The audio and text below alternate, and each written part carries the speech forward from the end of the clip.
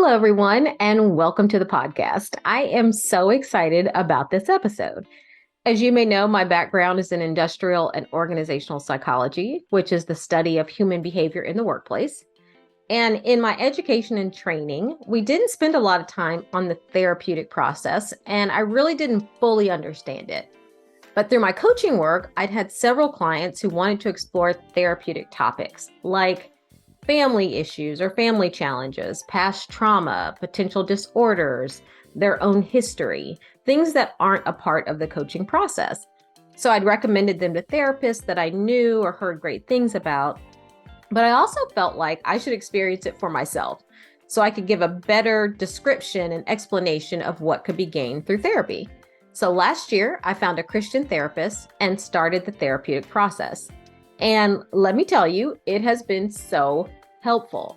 I've explored some things I didn't think I was handling well, different life goals, things I just wanted to handle better. And as someone mentioned to me, therapy helps in distinguishing the past from the present, meaning it helped me and it's helped others be more aware of how my past experiences, beliefs really are influencing my today decisions and behaviors. So in today's episode, you get to meet my personal psychologist and therapist, Dr. Dayna Nelson. We're going to explore this topic: is therapy for me? And if it is, we talk about ways to find a therapist. And I know that the cost of therapy can be one of the biggest barriers for many of us in, engaging in the therapeutic process. So if you can't afford therapy, there are other options to explore. Certainly your insurance company, many insurance companies offer a certain set number of sessions for free, as does your employee assistance program at your workplace often also has a certain number of sessions you can have for free. Your local university, as we talk about in the program, to become a therapist requires a lot of hours. So a lot of times there may be students that are kind of further along in the process that are offering free therapy to the community. There are free online options for group therapy. And then there are several community-based resources. I know sometimes it can be hard to access them, but there are community-based resources that you should look into. So you can search for your county or your city free therapy and see what options there are. It might be a waiting list, but there are some options to explore. And I also recently have found a couple of podcasts that I love. So I not only host a podcast, I listen to them regularly. And two that are specifically about therapy, I think are very helpful. One is called Can't Afford Therapy, and they talk about different therapeutic topics and how we ourselves can apply them to learn and just to achieve our goals. And then there's a second one called Woman Evolve, and it is by Pastor Sarah Jakes Roberts. And she's a Christian pastor. And in that podcast, she explores a lot of therapeutic topics to help women evolve into who God has called us to be. And her podcast is also a lot of fun. It's kind of a girlfriend feel of women talking to women. So it's also a great option as well. So don't let cost be a barrier to engaging in some way in the therapeutic process. And this episode is linked to chapter 7 of my book, where I talk about how to make change happen in your life. And one of those category of changes that I talk about is adapting your mindset. And therapy is so helpful in adapting your mindset. So I can't wait for you to hear from this amazing therapist, Dr. Dayna Nelson. Dr. Nelson received her undergraduate degree from San Diego State University, and she received her PsyD, which is a psychology doctorate in clinical psychology, from Azusa Pacific University in Southern California. She's a California girl. She first became a licensed psychologist in California in 2002 and began a practice in the Central Coast of California. She and her family then relocated to Shreveport, Louisiana in 2009, where she worked in a group private practice for 4.5 years. She and her family eventually settled in the Dallas-Fort Worth area, and she has been a licensed psychologist in Texas since February of 2015. She has worked and trained in so many different settings with a culturally diverse group of individuals. She began her early training at LA County USC Violence Interventions Program, working with victims of violence. After being licensed, she has had private practices in 3 states and has worked for various facilities and contracts, including veteran disability exams, corrections, foster and youth forensic psychology, custody evaluations, parent coordination, substance abuse treatment, and long-term care working with the geriatric population. So she has a very diverse set of experiences. In her private practice, Dr. Nelson has worked for many years with attention and learning disabilities, disruptive behaviors in children, child abuse, Christian counseling, which is what I value so much from her, psychoeducational assessment, and personality and psychological assessment of children and adults. So she has a very diverse history. She's an exceptional therapist. You are going to enjoy and learn so much from this conversation. So thank you all for joining and enjoy.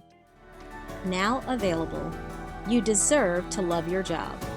How to find your purpose and enjoy your life. You may not have learned this growing up, but you deserve to love your job.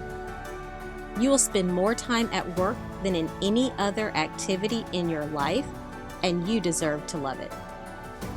Research tells us that people who love their work are twice as likely to enjoy their life. This book will help you create a blueprint to help you fulfill your purpose, love your job, and live the life you were designed to live. Now available at Amazon. Thank you all so much for joining today's podcast. As you all know, one of my favorite things to do on this podcast is to introduce you to people who I love, who have helped me in important ways. And Dayna, you are definitely one of those people. So our conversations have helped me just gain so much clarity and understanding, have helped me to enjoy aspects of my life more. And even as a psychologist, I feel like, because I'm more focused on work and leadership, has given me a much deeper appreciation for therapy and the therapeutic process than I had before. So thank you. And thank you for joining. I'm looking forward to this conversation. You are welcome. Thank you for having me. Yeah. So, let's just jump in. The goal of this is just to help people understand therapy, the therapeutic process, maybe what's for them or what's not for them. Like, what is therapy? If someone just said, what is it? Like, how would you describe what it is? Well, talk therapy is being able to talk to another person who's empathic, who's non-judgmental, who's not your friends or family, basically, doesn't have any skin in the game or any reason to say one thing or another. And so it's difference between talking to a friend or family and a professional. And a professional is someone who's done the schooling, who's gotten their master's degree or PhD or PsyD, and then gone through all the clinical hours before they can give the advice. So, like, for example, a master's level LPC or MFT or LCSW has gone through their 2 years of coursework, and then they've gone through at least 3,000 hours of supervised clinical experience. And with that, you can diagnose and you formulate treatment plans with the clients based on the problem. So that is kind of a big difference. So, you're being able to talk things through with somebody who's empathic and understands. So. Yeah. And when you said that, two things came to mind. One is I just learned recently that it was 3,000 hours. I was talking to a friend of mine who's considering pursuing a master's degree in, I think, clinical psychotherapy or something. And I could not believe it was that. That is significant. That's like, what, over a year? Like, how long? That's a couple of years, probably? I think it's harder for master's levels because you have to rely on people to spend time with you, to supervise you, and every hour is face-to-face. So like for psychologists, in our pre-doctoral year, we have an internship, and you really can get 40 hours a week is 2,000 hours, and every hour counts. So it's like 1 year of internship before you graduate and another year afterwards of another 1,500 to 2,000 hours. It's usually at a full-time job setting. So I think it's a little harder for masters because they're not usually getting their hours that way. So it takes them up to 5 years, I think. Wow. That definitely distinguishes from the family friends. Right. In terms of training, expertise. We're not winging it. Yeah. Yeah, exactly. Not just based on your own personal experience. That's significantly different. And then you also mentioned, I was curious, you said talk therapy. I hadn't really Right. thought about it this way, but talk therapy, You're which talking with one another. you're talking, right? Right. What would be the other kind of therapy? Like that it's called Oh, talk therapy. Like when you said that, I was like, oh, it is talk therapy. What's I the guess I don't know what would be another kind of therapy, but okay. you're talking to each other. So I Okay. guess the difference would be working with children who aren't necessarily always talking, verbalizing their Yes. feelings. You might do play therapy with a child. So Okay. be one big difference. Yeah. Okay, that makes sense. Okay, yeah. Okay, when you said that, I was like, ooh, what else? What other kind of therapy could I be doing? So, Or group therapy. You're still or group talking, but therapy. yeah. Yeah. Okay. Okay. So what else would you say is a difference? Because I do think some people think about, well, I talk, and I've seen this, in some groups online, even like, well, I talk to my friends and family all the time, or have great relationships with them. Certainly, one difference is the training aspect that went into it. Like, what do you think is the real difference between just talking to a kind of a trained therapist versus conversations we might have with our family and friends about things as well? Well, I think that's a great start. And if you can resolve your problem with your friends and family, that's great. And the more support you have, probably the less likely you'll even need a professional because Mm-hmm. everyday life problems you can talk through with your friends and family. Mm-hmm. But if it gets to be significant or at a clinical level, they probably aren't going to be able to help you enough. So it's when you get to that point, well, I've exhausted my resources. I don't know what to do. Or you realize you need to change inside, and going back to your family of origin might be the source of your problem, or why you're experiencing the problems that you need. So you need to Mm-hmm. get an outside professional opinion, or you don't know what's wrong with you. You need a diagnosis. Let's say you're really depressed, you can't get out of bed. You know, your family may not be able to fit to help that if it's a clinical level. You Right. need, you might need medication. You might need to really get perspective from a professional. And so, Mm-hmm. if your level of pathology, the higher the pathology, the more likely you need a professional help Mm-hmm. Mm-hmm. and maybe even medication. Right. Yeah, that makes sense. I mean, I think that not being able to get out of bed, I've heard that from several people. And you're right. Like as a just being a supportive friend myself or supportive family member, there are certain things because of your experience that you feel like you might have some insight on or ask some good Right, questions, have ideas, but certain things you haven't experienced. And I feel like that now, like, right, when I think about my daughter or just other, situations that come up, I'm like, oh, that's interesting, but it's not something you've experienced. So if you don't have people around you that have experienced, then probably their right, ability to help you through it may be more challenging. exactly, If you haven't experienced that I can't get out of bed feeling, it's kind of hard to figure out how do you do that. right. So okay, I can And see that. there's just so much, evidence-based therapy now that we're not just speaking from experience. Mhm. Ethically, we have to use evidences. We know that this helps. We know that cognitive behavior therapy helps with anxiety disorders. Like we know a lot more. We know more about the brain that average people won't know, or nutrition and so forth. Mhm. And especially if you're suicidal, I would definitely go, straight to a professional because you don't Yeah. want to mess around with that. Yeah. You or I mean, or I guess anyone around you. It's Right, like that's the time not to rely on professional evidence based, meaning it works. It has some research behind it saying it works as opposed to kind of what right, my best thought of the day kind of a thing. right, Okay. right. Okay. Yeah, makes sense. Yeah. So what do you think are some of the biggest misconceptions about either therapy or the therapeutic process? What are some things that maybe we believe or we think about it that you think are probably inaccurate, like misconceptions about it? Probably the biggest one is that old saying, "I'm not crazy." I'm not crazy. Oh, yeah. Or if you're going to therapy, you must be crazy. Or Hmm. and a lot of it has to do with your family background, or what your friends will say, what your family will say. If you're psychologically minded, we call it, meaning people are open to it and understand it. If you're not Mm-hmm. very psychologically minded, you really have the most extreme view that that's just for crazy people. And what is crazy, even? That's a pretty pejorative term that gets Hmm. thrown around a lot, which is not a clinical term. It's Hmm. just a word that people say when they don't understand what they're talking about. But Hmm. but really, in reality, most people who come are depressed. That's the highest reason for people to come to therapy. Second being anxiety, and there's a high prevalence for it, unfortunately, in society. Probably 20% of the population at any one point is probably going to have a depressive episode, and that could be from grief or whatever. And even now, I read a statistic, it's about 20% of the population is currently suffering from some form. So that's 1 out of 5 people. So if it's just for crazy people, that's pretty We're a large lot of amount us are people. crazy. Yeah.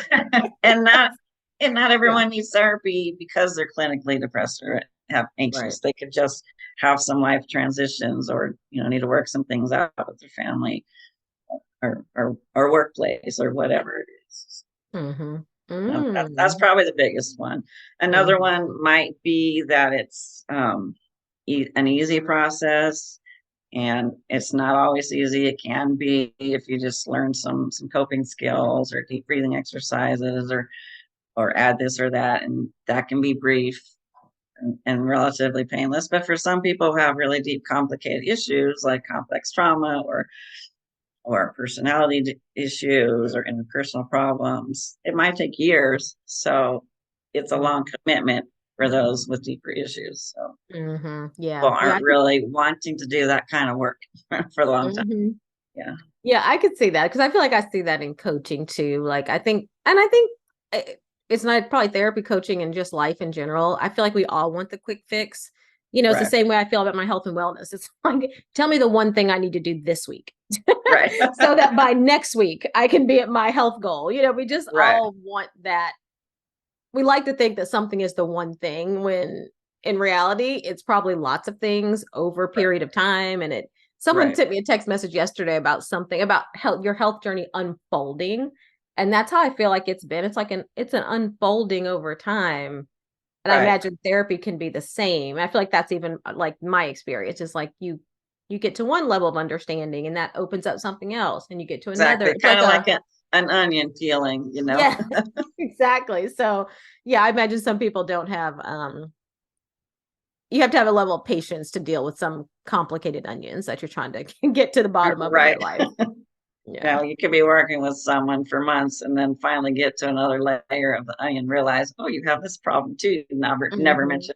So yeah. Because I mean, there's a level of vulnerability of what we share, I'm sure, in the process, or what we're even maybe aware of, even in the process that comes into that as well. So yeah, I could see that. Yeah, some people think maybe let me go to 2 sessions and I'll be good or something. Yeah, or they just ask, well, how do I get over this? It's it's a lot Can you more tell me? complicated to just give you a 5-minute answer. Yeah. Tell me the top 2 things I need to do to get over this in the next week. That would be awesome. Yeah, I get that. And I know you have a passion where you mentioned it when you were talking about nutrition, and you have a passion for integrative, if I'm saying that right, mental health. Can you just explain what that is? What does that word mean, and what does that mean to you? Well, there is in medicine now what they call integrative medicine or functional medicine, and that's looking for root causes of health for the body. So let's say you have an autoimmune disorder, they're going to look for the root cause rather than just traditionally throw medication at it or for just treatments. They want to get to the cause of it. So for mental health, it's kind of similar in that there's a lot you can do naturally to improve your brain health. So if you improve your brain, you're improving your mind, your thoughts, emotions, your behavior, right? So there's a lot to brain health. And so one person that I particularly study and follow is Daniel Amen, and he has developed all this research based on brain scans. He's a pretty famous psychiatrist out of California. And the way he describes it is your brain is the consistency of soft butter encased in a spiny shell, basically. And we should really be aware of our brain because we don't think of it, right? And the brain directs everything about our behavior and our emotions. And so it's really about nutrition, holistic lifestyle and wellness, exercise, understanding your genetic influences, they call it epigenetics, and how they all play together, and trying to naturally improve your mood. If you have organic depression, let's say, like a hereditary background, and there's no reason why you're depressed, and all of a sudden you're coming down with this depressive aggressive episode that comes out of nowhere. It could be something biological that's going on. So kind of improving your overall diet. The standard American diet is not good for the brain. Basically, it's not good for the body. So many people have obesity and diabetes or pre-diabetes. Well, that totally affects the brain as well.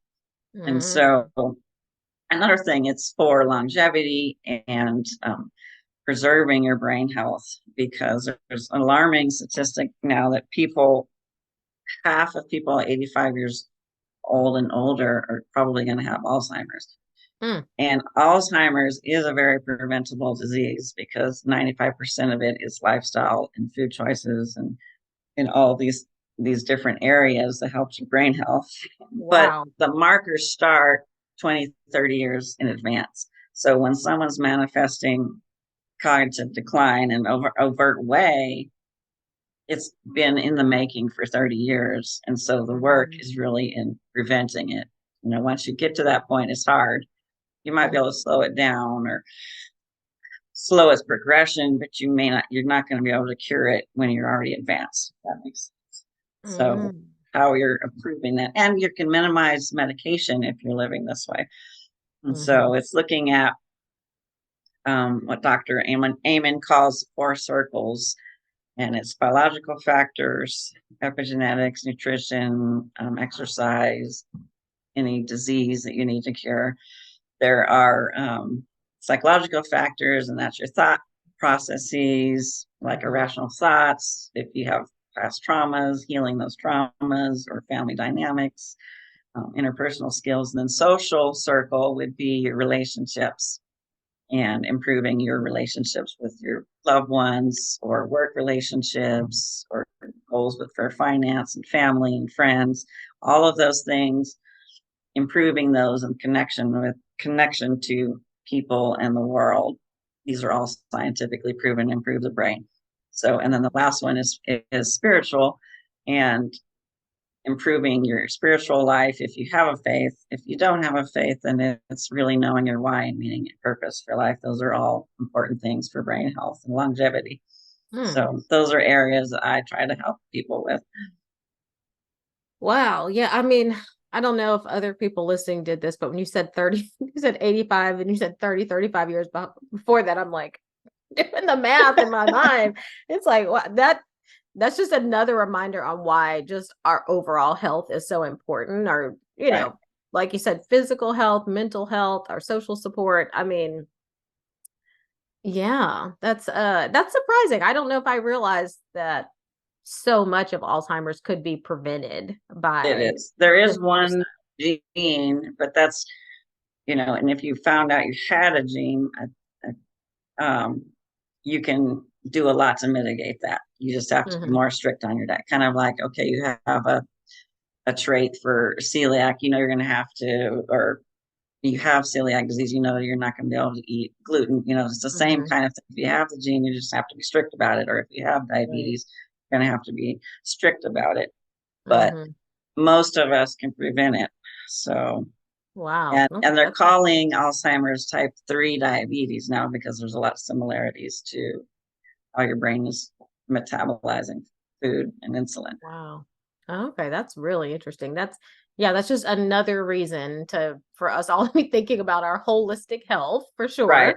And I know I've learned that myself, just in small and big ways. In terms of how I feel physically is tied to my mood. It's just a reminder of how we're integrated beings. We're not like mental beings or physical beings or spiritual beings. No, we're spiritual beings with all these different experiences.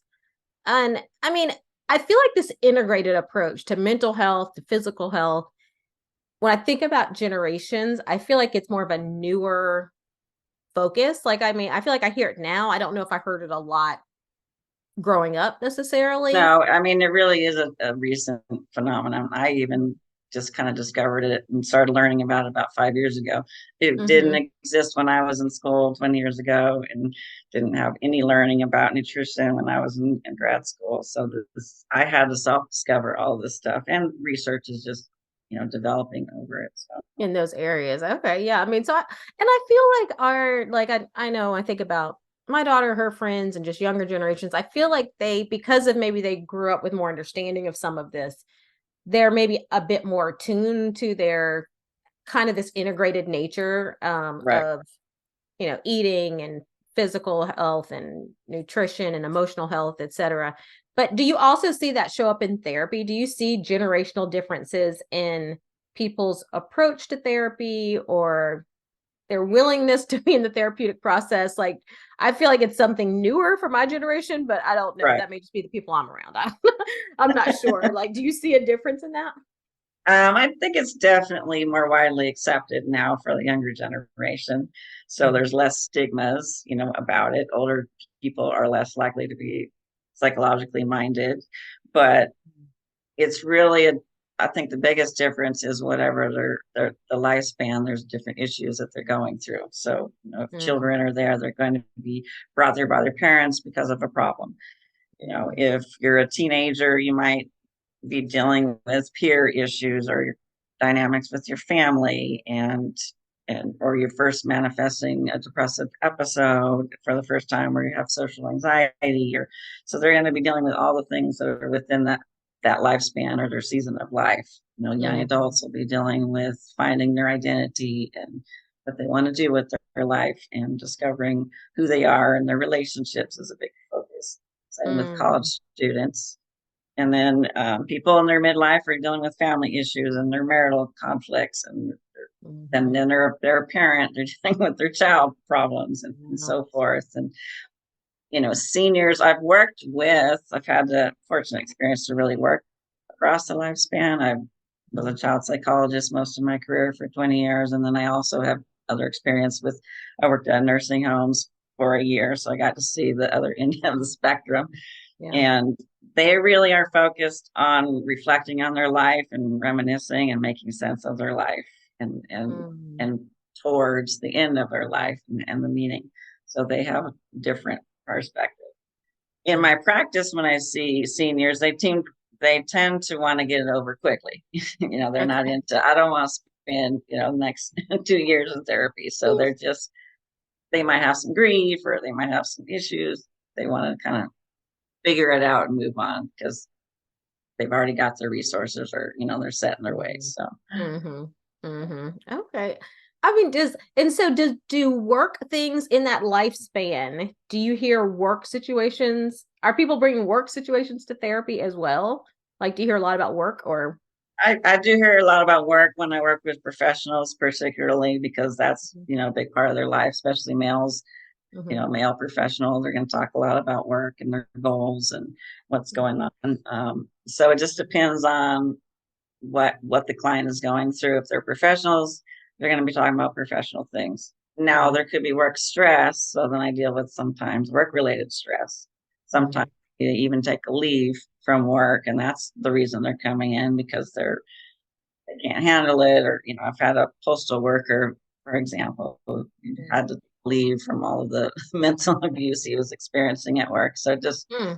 kind of depends on that situation. Or if somebody has a life event like a death or a loss, then they need to take a leave. And so I'm working with work and filling out the disability forms and things like Mm-hmm. that. So, I mean, it is a part of people's life. They spend most of their time during the day at work. So usually something's going to come up, Yeah. Yeah, that makes interpersonally. sense.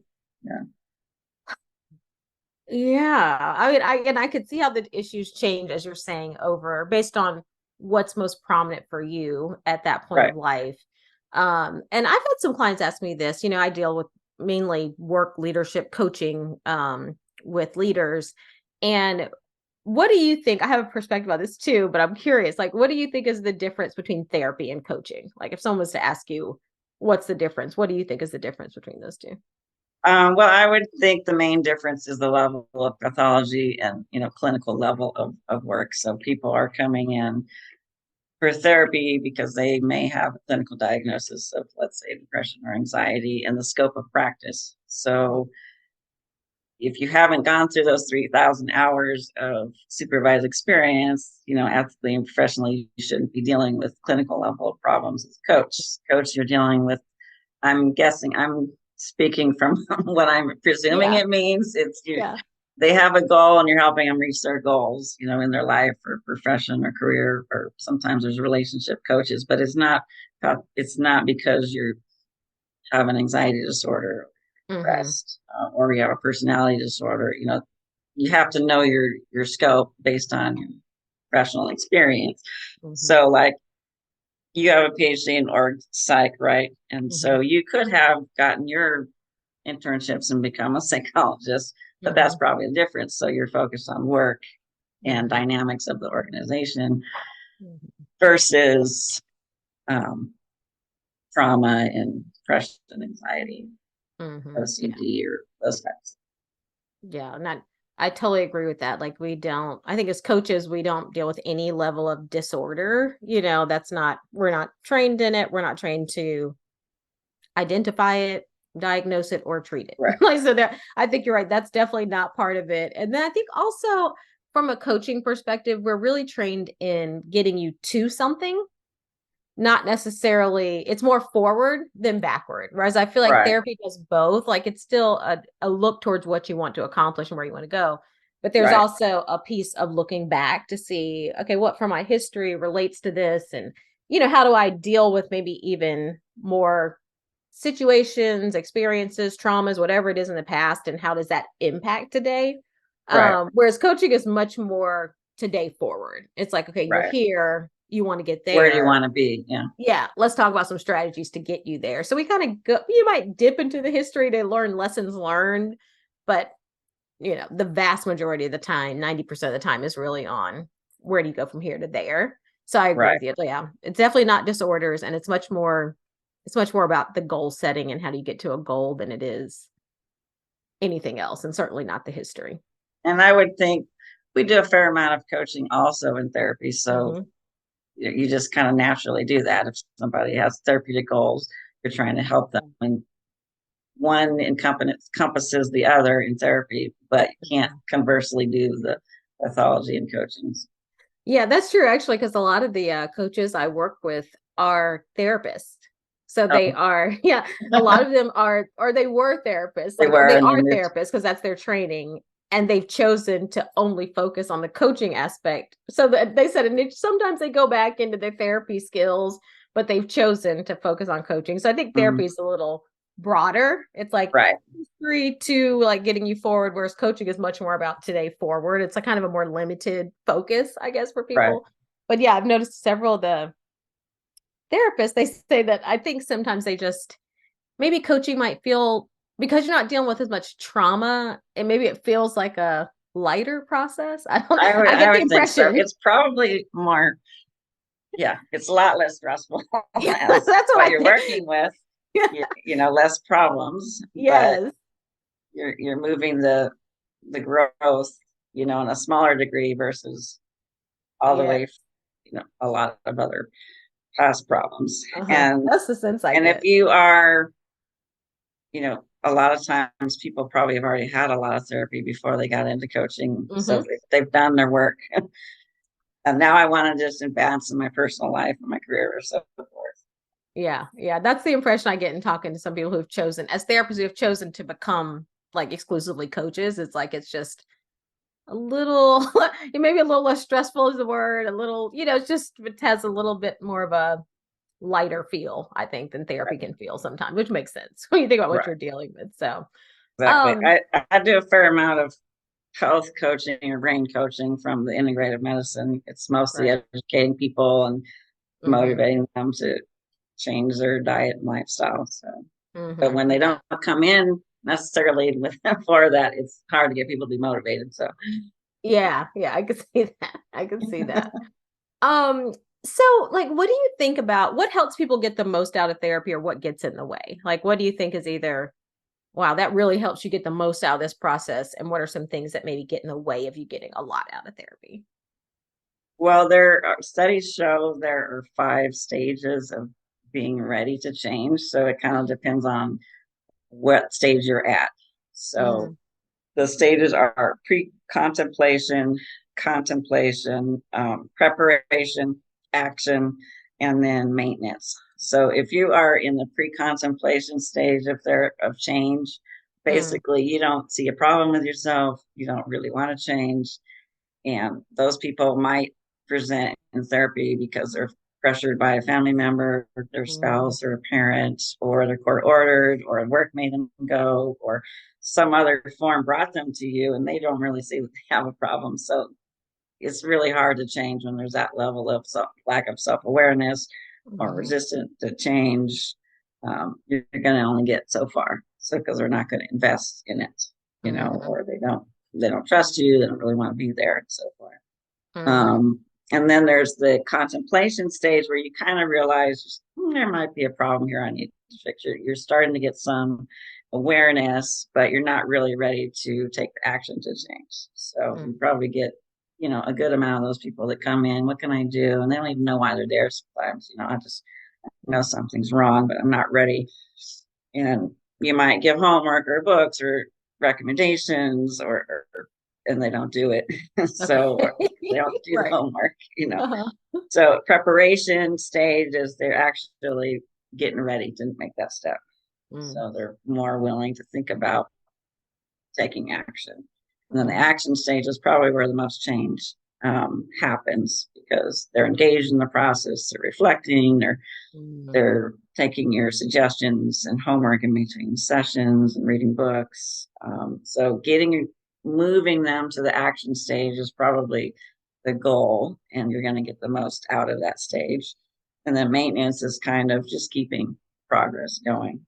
So tuning up when you need to, and having a growth. There's so much out there on growth mindset, which you probably feel with coaching. So, if you have that, you're going to be moving towards that, staying in that space. And so some of the blocks are those resistance, lack of insight, or self-awareness that you have a problem, or you see that a lot in couples therapy, where one person is just not aware, or dysfunctional dynamics. If someone has violence, and they're not ready to change, it's not really indicated. You don't want to do couples therapy with somebody that is going to be in danger. That's an incident where you wouldn't, get much out of it, or not much. And a rare example would be someone with high psychopathic traits. So they would be contraindicated in therapy, because they actually are learning how to manipulate people better in therapy. So dang it. I hadn't thought about that. Yes. Okay. So you're using what you learn for ill intent, or to hurt or harm or whatever it might be. Right. Wow. Yeah, that makes sense. And I mean, so what do you think let's say when you're thinking about, we're talking about those stages, I was thinking, there probably are either, let's say, a couple where one is in action, one's in pre-contemplative, or maybe you're a parent, or, a friend or something, and you may outside in, you see something that you're like, I think they should go, and they maybe aren't there yet. Is it still helpful to go? What do you recommend people do? Do people have to get there on their own? Does therapy help you get there? What's your thoughts on it? It's a first step of awareness. So if they come to you for therapy, then you meet them where they're at, and they probably aren't if they really aren't invested in it, they'll probably get frustrated and not stick it out. So or they'll move to the next stage. It just might take longer. It just depends on the person and the resources, it could be a waste of money if you really aren't wanting to change. So yeah, and I see that in coaching too sometimes. Some people come to coaching because they really want it and they want to get better. And I think, to your point, they're probably in more of that action stage. I want to do something. They've already tried some things. They're just trying to try better things. And some people come because maybe their manager told them they should. And they come a little bit less trusting, not as excited, not even sure if this is needed. And so, I could see that. But through the process, some people do figure out, there's some things I really want to work on. Or some people decide, I thought I was right. I don't need this. You know what I mean? So kind of depends on the person, what they do with it. But I could see how that could be a jump start for some people. Right.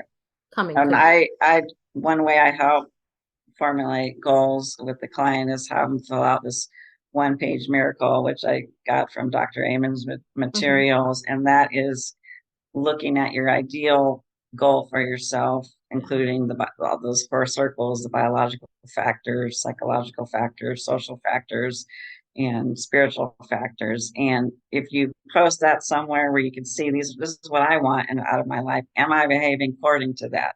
So Mm-hmm. if you're trying to have a healthy brain, lose weight, and you're out drinking all the time, is that good for your brain? If I'm Right. using a neurotoxin, then you're looking at that and you're not really behaving according to your own, confessed goals that you have for your life. So Mm-hmm. it's kind of keep Uh-huh. own mind accountable to who you want to be. Mm-hmm. Mm-hmm. Yeah, that makes okay. Yeah, that makes sense. I do that sometimes in coaching, like what's your ideal, where you're trying to get to ideally. But I like the idea of those four circles, actually. That's really interesting. Um, so yeah, so let's say someone's interested in finding a therapist. Like what advice would you give for finding the right therapist for them? Like what do you recommend people think about? Is race, Well, gender important? Like what are things you think about? definitely those things are important, but it's usually up to that individual if that's important to them. But Mhm. I think if they're doing their research, look for the backgrounds and beliefs or culture of that person. Does that most align with you? You're probably going to feel the most comfortable immediately with somebody with similar background, whether it's cultural, whether it's a language barrier, whether it's faith Mhm. based. You probably want some of the most similarities. It's not always necessary, because maybe an expert in the problem that you have would be better than that. Let's say you have an eating disorder. Well, you probably want to get the best eating disorder person Mm. over those factors. It's just depends. But if it's just a life transition or anxiety, most people are trained in anxiety and depression. So I would say we're all experiencing that, because that's what everybody is most likely to have. But if you have a specific problem, or like obsessive compulsive disorder or Mhm. substance abuse, maybe you want somebody who has more specialty in that over the Mm. faith. If you can get the whole package, that's ideal, but that's not always the case. So Yeah. Oh. I know certain cultures will always look for someone who looks for them, like African Americans, or they tend to gravitate towards other African American therapists. Mhm. Um, and Christians will probably gravitate towards more Christian therapists, Mhm. counseling. And it totally makes sense. I would do the same thing if I were them. So Okay. we all have our biases, whether we admit it or not. So we're going to lead from our own beliefs in some Mhm. unconscious way. Okay. Yeah. I mean, I know that was one of the things that was important to me. I think that was the most important thing is was like, I have to find someone who's Christian because that base, like I base my life on that. So it's like, I have to Right, have someone who understands that and right, gives advice or ideas within that context. right. For me. So what do you think is like faith? I know you have a specialty in that. Like, what is faith-based counseling? Like, what does that mean to you if someone was looking for that? Well, for me particularly, I have a Christian background. So if they want biblical counseling or faith based counseling, I will counsel them from that perspective. So, Mhm. if there's a spiritual matter or a verse that might um, be helpful for them to memorize, working on their identity of who they are, Mhm. those are tremendously helpful. And studies show that faith based counseling is very effective in the outcome studies, even more so than traditional secular counseling if you have a faith. So, I look at it as they tend to get better quicker if they're really utilizing their faith. So, and Mm. this world is going in many different directions. So, being grounded in that Mhm. is really, really helpful. So, if somebody has a different faith, I'll meet them where they are, help them explore in that. Or if they have no faith, then that's fine too. I see all different types of people. I work with Hindus and Muslims, and we work just fine. But we did have some commonality in that we had a belief in something, or some higher power, moral compass. So, Mhm. kind of meeting them where they are. But Mhm.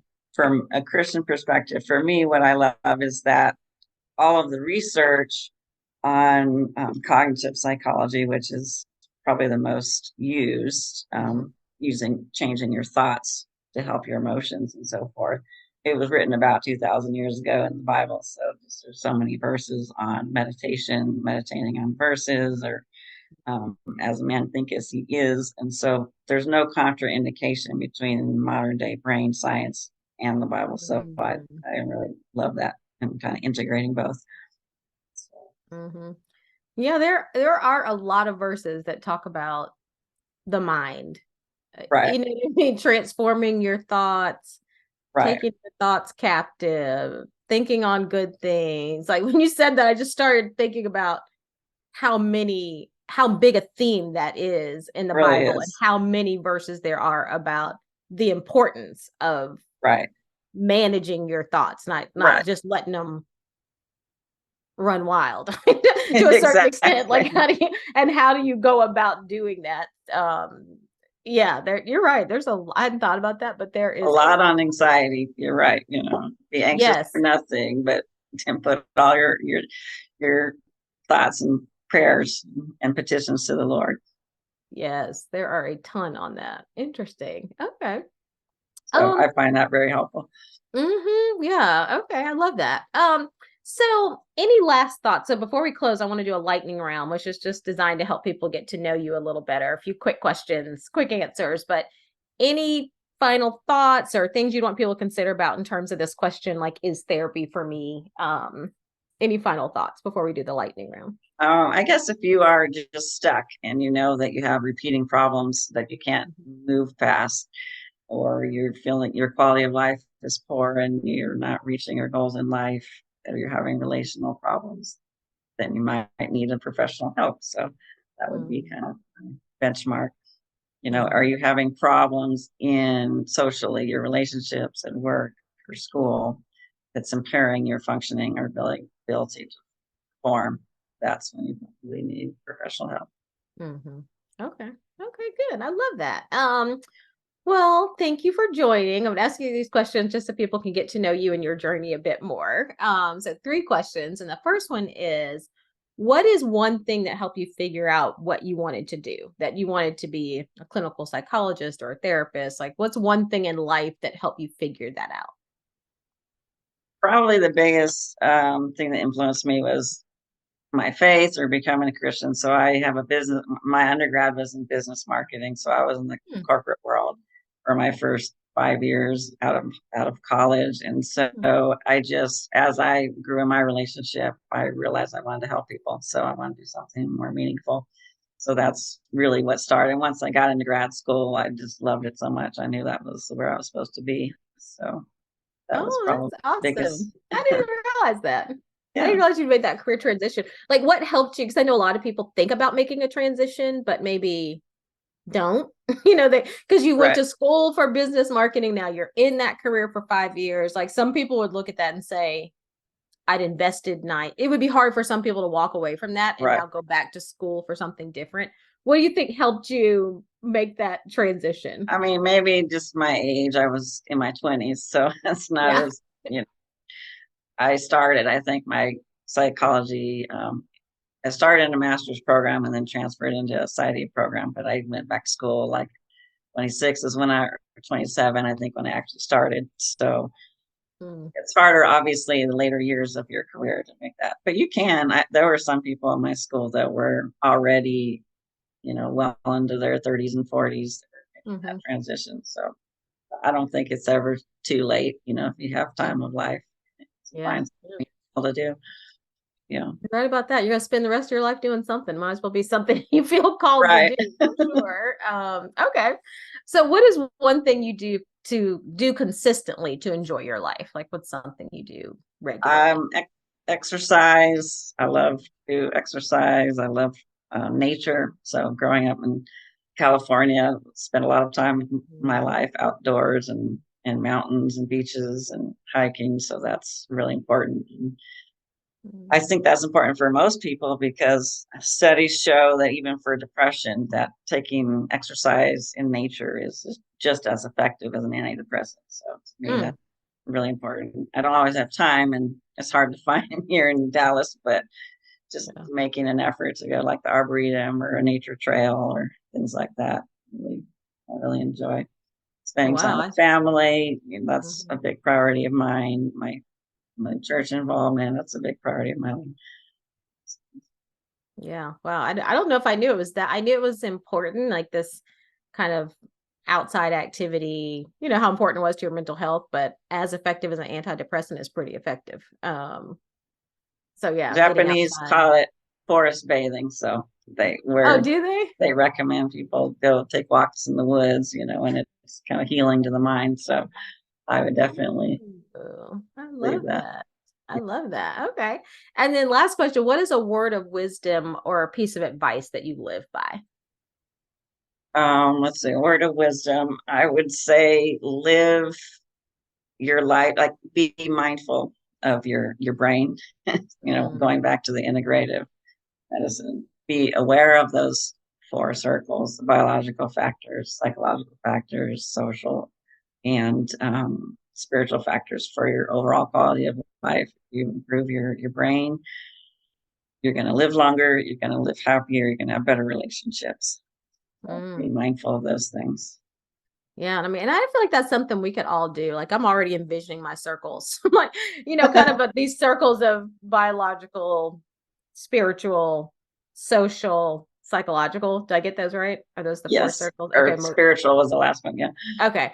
And just figuring out where am I today and what ideal would look like, and then figuring out where do I want to focus going forward, whether that's therapy or whatever it's going to help me get there. Just being mindful of that and aware of that, I think could be really, really helpful. I love that. So, Right. And that's how you're going to love your life, basically.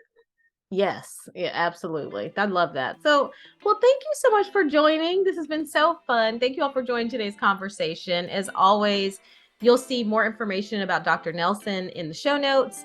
But you can find me on Instagram at Arlene_Pace_Green. I appreciate you all joining and be well.